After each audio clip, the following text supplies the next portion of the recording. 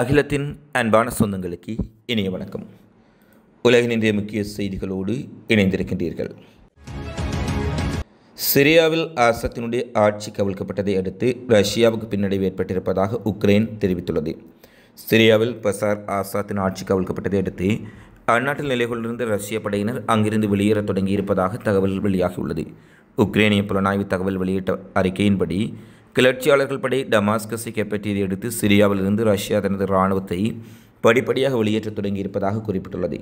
ரஷ்ய கடற்படையின் அட்மிரல் கிரகோரோவிச் மற்றும் பிரிகேட் என்ஜினியர் ட்ரூபின் ஆகிய கப்பல்கள் சிரியாவின் ட்ராஸ் துறைமுகத்திலிருந்து மத்திய தரை கடலுக்கு புறப்பட்டு சென்றிருப்பதாக உக்ரைன் ஊடகங்கள் செய்தி வெளியிட்டிருந்தார்கள்.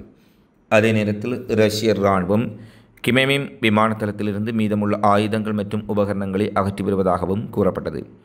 எனினும் ரஷ்யாவினுடைய வெளியுறவுத்துறை அமைச்சர் செர்ஜி லாவ்ரோவ் இந்த செய்திகள் உண்மையற்றவை என்று மறுத்துள்ளார். ரஷ்ய படைகளின் இயக்கம் மத்திய தரைக்கடலில் வழக்கமான இராணுவ பயிற்சியின் ஒரு பகுதி என்றும் அவர் குறிப்பிட்டுள்ளார். அது மட்டுமல்ல, உக்ரைன் வேண்டுமென்றே ரஷ்யா தொடர்பில் பொய்யான தகவல்களை பரப்பி வருவதாக செர்ஜி லாவ்ரோவ் குற்றச்சாட்டுக்களை முன்வைத்துள்ளார். துருக்கியில் நடுவானில் 2 இராணுவ ஹெலிகாப்டர்கள் மோதிக்கொண்டதில் ஒரு ஹெலிகாப்டர் தப்பித்த நிலையில் ஒரு ஹெலிகாப்டர் பாரிய விபத்துக்குள்ளானது.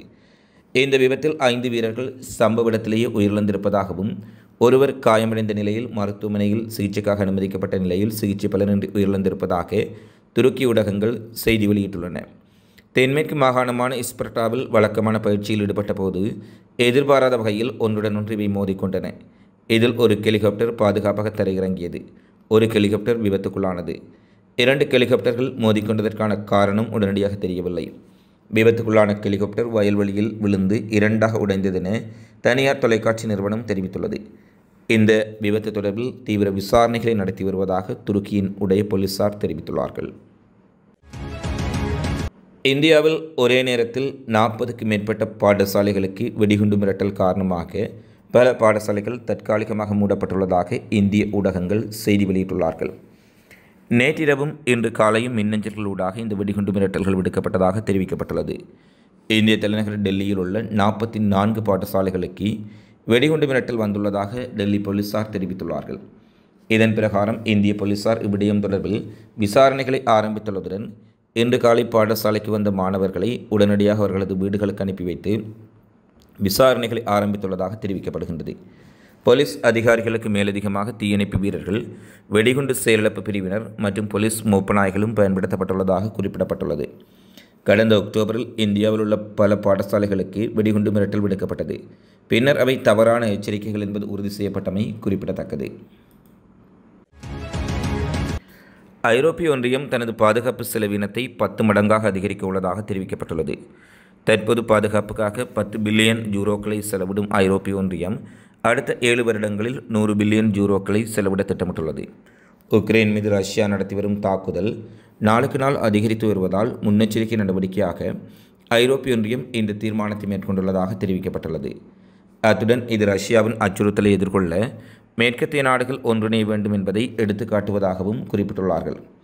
இதேவேளை நேட்டோ அமைப்புடனான உறவை மேலும் பலப்படுத்துவதோடு அமைப்பின் குறை மற்றும் நிறைகளை அடையாளம் காணும் திட்டங்களையும் ஐரோப்பிய ஒன்றியம் பின்பற்ற திட்டமிட்டுள்ளதாகவும் ரஷ்யா ஒரு தாக்குதலை மேற்கொண்டால் அதை எதிர்கொள்வதற்காக பல்வேறுபட்ட இராணுவ ஒத்திகைகளை விரைந்து செய்ய வேண்டிய அவசியம் ஏற்பட்டிருப்பதாகவும் ஐரோப்பிய ஒன்றியத்தின் முக்கிய பிரதிநிதிகள் தெரிவித்துள்ளார்கள். சிரியாவில் அரசாங்கம் இன்னமும் செயற்பட்டு கொண்டிருப்பதாக சிரிய பிரதமர் தகவல். நாட்டில் அமைதியை நிலைநாட்டுவதற்காக கிளர்ச்சி குழுவினருக்கு தாம் ஒத்துழைப்பு வழங்குவதாக பிரதமர் தெரிவித்துள்ளார். சிரியாவில் அதிபர் ஆசாத்தின் படைகளுக்கு எதிராக நீண்ட காலமாக ஆயுத மோதலில் ஈடுபட்டு வந்த சிரியாவின் கிளர்ச்சி குழுவினர் நாட்டின் பெரும்பகுதிகளை தற்போது கைப்பற்றியுள்ளார்கள். தலைநகர் டமாஸ்கஸும் சிரிய படையினருடைய வசம் வந்துள்ளது. இதையடுத்து 50 ஆண்டுகால ஆசாத் குடும்பத்தின் ஆட்சி முடிவுக்கு வந்துள்ளது. அதிபர் ஆசாத் பாதுகாப்பு கருதி நாட்டை விட்டு வெளியேறி ரஷ்யாவில் தஞ்சமடைந்துள்ளார். இதனால் சிரியாவில் பெரும் அரசியல் குழப்ப நிலை ஏற்பட்டுள்ளது. இதற்கிடையே ரசாயன ஆயுதங்கள் இருப்பதாக சந்தேகிக்கப்படும் இடங்கள் மற்றும் நீண்ட தூர ராக்கெட்டுகள் கிளர்ச்சி படைகளின் கைகளில் சிக்காமல் இருக்க தாம் வான்வெளி தாக்குதல்களை நடத்தி வருவதாக ஸ்டேல் தெரிவித்துள்ளது. மேலும் அரசு படைகள் வெளியேறிய பகுதிகளில் ஸ்டேல் ஒரு பாதுகாப்பு மண்டலத்தை கைப்பற்றியிருப்பதுடன் கோலான்குண்டு பகுதிகளின் கட்டுப்பாட்டையும் தாம் மீளப்பெற்றிருப்பதாக ஸ்டேல் அறிவித்துள்ளது. வடக்கு சிரியாவில் அமெரிக்காவின் ஆதரவுடன் குர்திஸ் தலைமையிலான படைகளிடமிருந்து மன்பிச் நகரத்தை எதிர்க்கட்சி படைகள் கைப்பற்றியதாக துருக்கி தெரிவித்துள்ளது. கடந்த காலத்தில் சண்டையிட்ட ஆயுத குழுக்களிடையே பிளவு ஏற்பட்டுள்ளதை இது காட்டுகின்றது.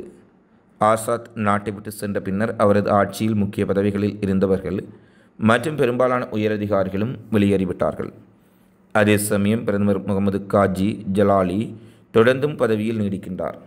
நாட்டில் அமைதியை நிலைநாட்டுவதற்காகவும் புதிய தலைமையை கொண்டு வருவதற்காகவும் கிளர்ச்சி குழுவினருக்கு தாம் ஒத்துழைப்பு கொடுத்து வருவதாக பிரதமர் தெரிவித்துள்ளார். சிரியாவில் அரசாங்கம் இன்னும் செயல்பட்டு வருவதாகவும் இயல்பு நிலையை மீட்டெடுக்கும் முயற்சியில் ஈடுபட்டிருப்பதாகவும் பிரதமர் முகமது காஜி ஜலாலி குறிப்பிட்டுள்ளார். அதிகார மாற்றம் சுமூகமாக இருக்கும் வகையில் நாங்கள் பணியாற்றி வருகின்றோம். பாதுகாப்பு நிலைமை முன்னேற்றமடைந்துள்ளது. கிளர்ச்சியாளர்களுடன் அரசாங்கம் ஒருங்கிணைந்து செயல்படுகின்றது. கிளர்ச்சி குழு தலைவர் அபு முகமது அல் கொலானி என்று அழைக்கப்படும் அகமத் அல் ஷாராவை நான் சந்தித்து பேச்சுவார்த்தை நடக்க தயாராக இருக்கின்றேன் என பிரதமர் மேலும் குறிப்பிட்டுள்ளார். இந்தோனேசியாவின் ஜாவா தீவில் ஏற்பட்ட நிலச்சரிவு திடீர் வெள்ளத்தில் சிக்கி 10 பேர் உயிரிழந்துள்ளார்கள். இந்தோனேசியா நாட்டின் முக்கிய தீவான ஜாவாவில் கடந்த சில நாட்களாக தொடர் மழை பெய்து வருகின்றது. இதன் காரணமாக அங்கு நிலச்சரிவு மற்றும் திடீர் வெள்ளம் ஏற்பட்டது. இதில் சிக்கி இதுவரை 10 பேர் உயிரிழந்தார்கள் மற்றும் 2 பேரை காணவில்லை என அதிகாரிகள் தெரிவித்துள்ளார்கள்.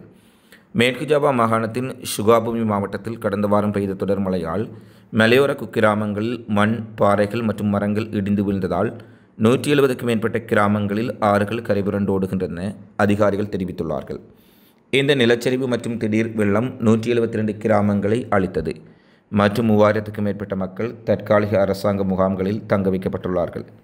இந்த மழையால் ஏற்பட்ட வெள்ளத்தில் 31 பாலங்கள், 81 சாலைகள் மற்றும் 539 ஹெக்டேர் நெல்வயல்கள் அழிக்கப்பட்டுள்ளன. பாதிக்கப்பட்ட பகுதிகளில் உள்ள மக்களை மீட்கும் பணியில் மீட்புக் குழுவினர் ஈடுபட்டுள்ளார்கள்.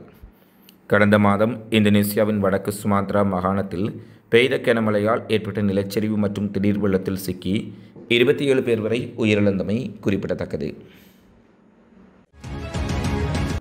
காசாவில் பல்வேறுபட்ட பகுதிகளில் ரோந்து நடவடிக்கையில் ஈடுபட்ட இஸ்ரேல் இராணுவத்தினரை குறிவைத்து ஹமாஸ் நடத்திய தொடர் தாக்குதலில் 24 மணி நேரத்திற்குள் 10 இஸ்ரேலிய இராணுவத்தினர் கொல்லப்பட்டதாக தகவல் வெளியாகியுள்ளது. காசாவின் கான் யூனிஸ் பகுதி மற்றும் வடக்கு காசா, தெற்கு லெபனானில் இந்த தாக்குதல்கள் மேற்கொள்ளப்பட்டதாகவும் ஹமாஸின் திடீர் தாக்குதலை சமாளிக்க முடியாமல் இஸ்ரேல் இராணுவத்தினர் அந்த பகுதியில் பெரும் நெருக்கடியை சந்தித்திருப்பதாக அல்-கஸ்ஸாம் படைப்பிரிவு தெரிவித்துள்ளது. உயிரிழந்த இஸ்ரேல் இராணுவத்தினரை கொண்டு செல்வதற்காக அந்த பகுதியில் ஹெலிகாப்டர்கள் வந்து தரையிறங்கி சென்றிருப்பதாக ஹமாஸ் அமைப்பு தெரிவித்துள்ளது.